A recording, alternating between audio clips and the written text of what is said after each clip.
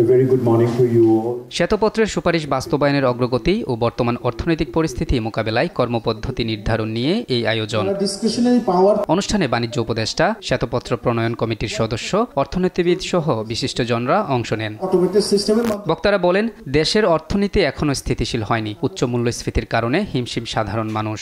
যে ভ্যাট এবং অন্যান্য জিনিসগুলির দাম বাড়ানো হলো, যেখানে একদিকে ইন্টারেস্ট রেট বাড়ানো হচ্ছে, আরেকদিকে মূল্যস্ফীতি বাড়ানোর মতো প্রক্রিয়া সিদ্ধান্ত নেওয়া হলো। সেইখানে আপনারা চিন্তা করেন যে IMF এর 3 বছরে যে পরিমাণ লোন দেয়, রেমিটেন্স যেটা আমরা আজকে শুনলাম, রেমিটেন্স তার থেকে 2 মাসের তার থেকে বেশি আসে।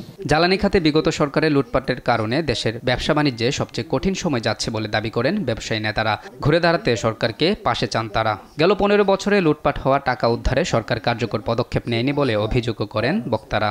গত 15 বছরে বাংলাদেশে আমরা যে উন্নয়নের গল্প শুনেছি, সেটা যে আসলে ভিতর থেকে কতটা ফাঁপা এবং আমাদের সাধারণ মানুষের জীবনকে কিন্তু দিন দিন এটা সংকীর্ণ করে আনছিল। আর সংকট সমাধানে অর্থনৈতিক সংস্কারে সরকারকে আরো জোর দেওয়ার তাগিদ দেন শ্বেতপত্র প্রণয়ন কমিটির প্রধান। অবিবেচকভাবে ভ্যাট বৃদ্ধি করা হয়েছে।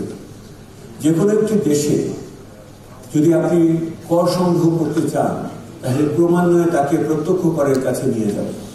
আমরা দেখলাম না কোনো প্রত্যক্ষ কর আহরণের জন্য কোনো পরিকল্পনা। বাণিজ্য উপদেষ্টা বলেন, নীতির মাধ্যমে সমাজে তৈরি হওয়া অর্থনৈতিক বৈষম্য দূর করতে হবে। শক্ত অর্থনীতি গড়তে রাজস্ব আয় বাড়ানোর তাগিদ দেন তিনি।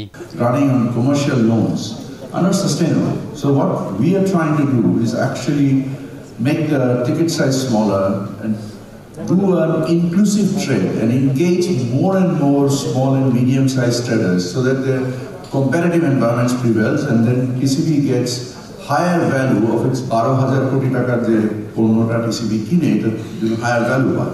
টিসিবির পণ্যের দাম কিছুটা বাড়িয়ে সুবিধাভোগীর সংখ্যা বাড়ানোর চিন্তা ভাবনা চলছে বলেও জানান বাণিজ্য উপদেষ্টা। আমরা দেখেছি যে মোহাম্মদ আলাউদ্দিন, দেশ টিভি, ঢাকা। তার মধ্যে মূল্যস্ফীতি নিয়ন্ত্রণ ক্ষেত্রে